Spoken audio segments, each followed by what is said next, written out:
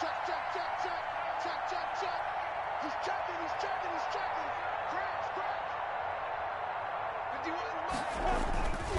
They'll run on first down. Logan. And I think this defense knew what was coming as he is smothered behind the line. Now the Steelers use the first of their 3 timeouts as they'll talk things over prior to this upcoming second down play. 1-yard line. 60 Pittsburgh. They'll keep it on the ground. It's Logan. Got some real estate inside the 30, and he'll be taken down at the 26. 15 yards on the play, first down. First and 10 at the 26-yard line.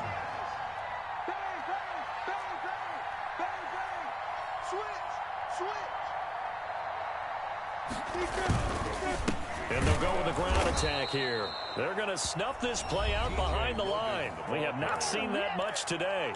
The Steelers signal for the second of their timeouts as they stop it here with 1:07 remaining. Second and 12, and you have to assume another all-out effort to stop the run is coming.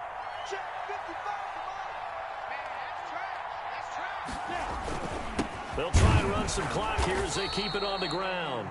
Now the Steelers going to use their third and final timeout as it comes with 1:04 left to go in the game. It's a gain of 3. Brings up 3rd and 10. On third down, Logan. And he won't be close to a first down as he runs into a wall right around the line of scrimmage.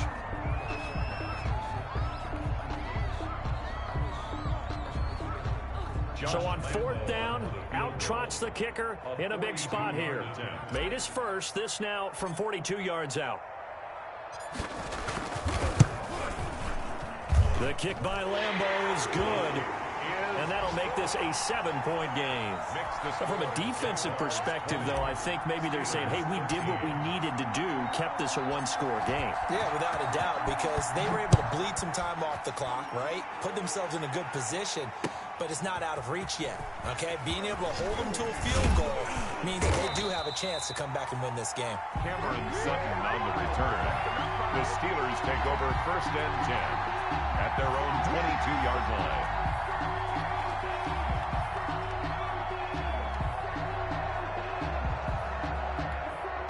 The Steeler offense here about ready for their next drive. They're down here in a 1-score game, but the time, it's a factor, but it's not a huge factor right now, is it? It's really not, because this amount of time gives them a chance to run their offense, to go through play sequences.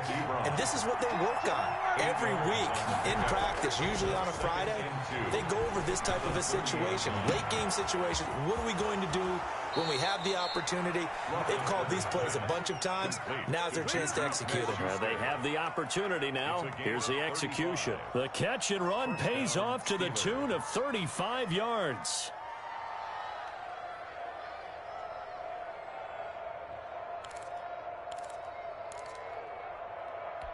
So that changes things a bit. Here's a first and 10 all the way down at the 35. Throwing now is Roethlisberger. Flushed out right. And he's going to drop this off to his fullback. He's going to go out of bounds, but he takes this one down just shy of the 20. Another nice gain, 13 yards that time, and another first down.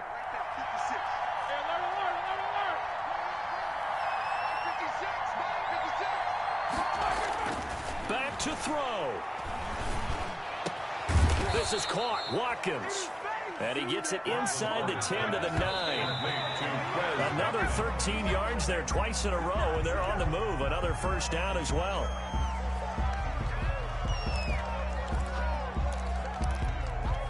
Another shot from the 9 on second and goal.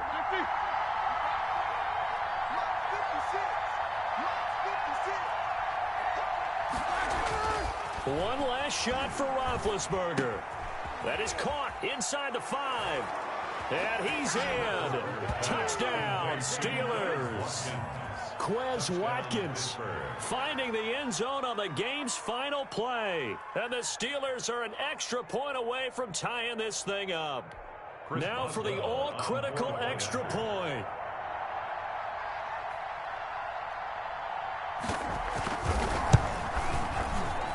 And no sweat, he puts it through, and we are tied here in the fourth. It's a little teaching moment here. Overtime rules. Remind us how this goes, partner.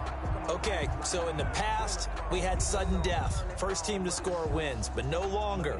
Now, if the team receives the ball, scores a touchdown, they win the game.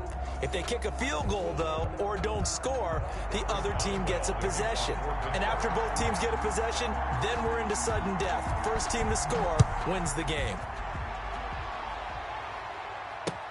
Taken about 7 yards deep. And he's able to get this across the 20, but not by much, as he's marked down officially at the 21. Take over first and 10 at their own 21-yard line.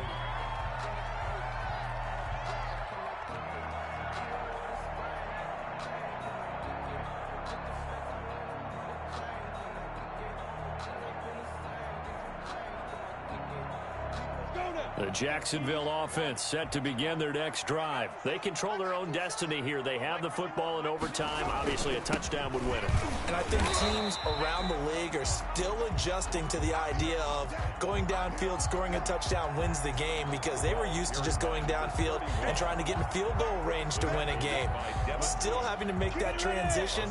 Let's face it now, the ones who are doing it best know they need to go down, attack, put the ball in the end zone, and not leave it up to a field goal and give the other team a chance. As we said, they control their own destiny now. They'll keep it on the ground. Cottrell, and he is met in his tracks behind the line of scrimmage. Call that a loss of a yard, and things get a little more difficult here. 3rd and 5. 3rd and 5. Now a first throw here in overtime. Now he'll dump it underneath to his running back, complete. And he is going to have a Jags first down as they're able to get the 3rd down conversion. That one good for a gain of 13 for Jacksonville and a first down. And they'll run with a man signed away from Washington. It's Chris Thompson. And he's across the 40, 3 extra yards to the 43. And give him 4 yards there. It'll be 2nd and 6. 2nd and 6 at the 43-yard line.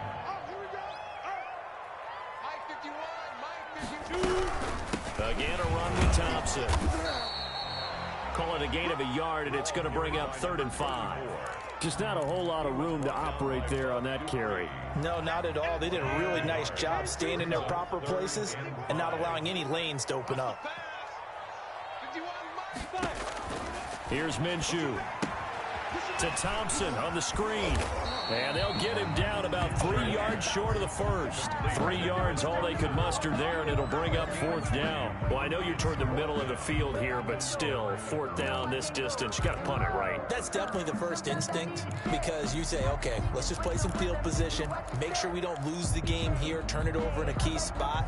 But if you feel really good about your trigger guy, if you feel great about him, you might want to leave the ball in his hands and let him work his magic.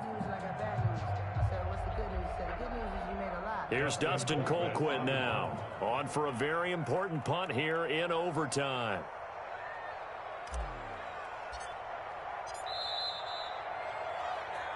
That's how you do it.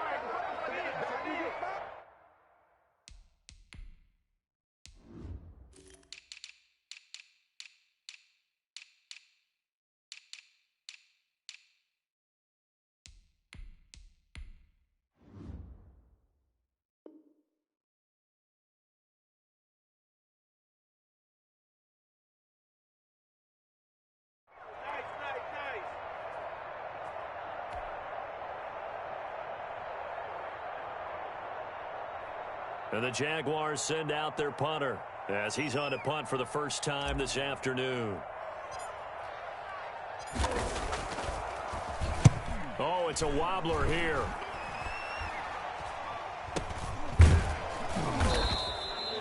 It'll be called just a 22-yard punt. Certainly not what he wanted. And possession will switch hands, 1st and 10. 28-yard line.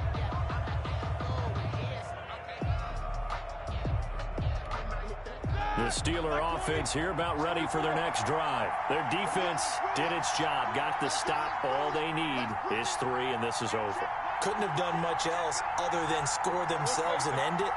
but they turned it back over to him, and now all they need is a field goal to win the game. An excellent job by the defense. Can the offense finish things off? Part one is done, now part two.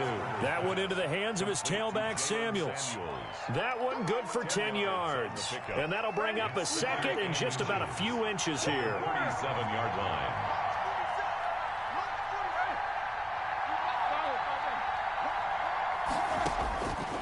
From the gun, it's Roethlisberger. This is complete to Watkins on the slant. Now another timeout called for by the offense. They'll be down to just one remaining as we step aside here in overtime. And the Steeler first down. Back-to-back good plays have them on the move on first down. Here's Roethlisberger to throw. It's complete on the bubble screen. That's Johnson. And taking it across midfield and just shy of the 40. Same exact result as last play, a pickup of 11. 11 on the play. And the Steeler first down.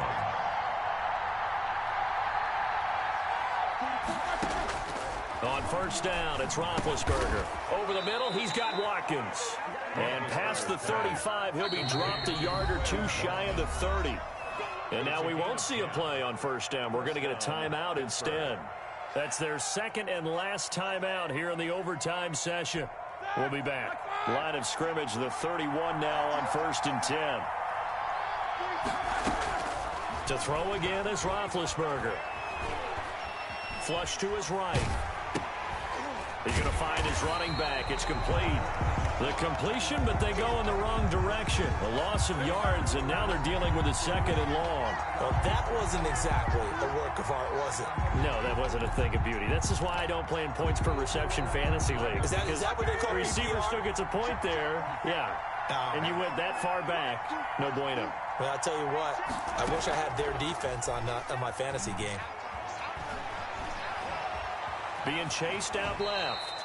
He'll wind up getting 4 there on his own, but it will leave him now with a third down situation. Chason on the tackle. A gain of 4. And it's third down.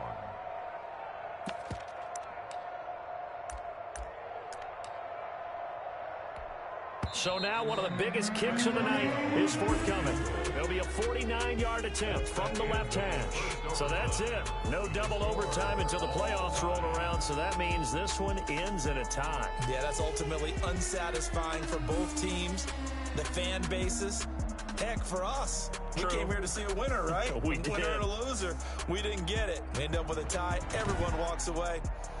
A little bit cranky on this one. Meh. Yeah, M-E-H, man. That'll do it for us. For Charles Davis and all our hardworking crew, I'm Brandon Gaudin. You've been watching the NFL Sports. For more, find us on Twitter at EA Madden NFL.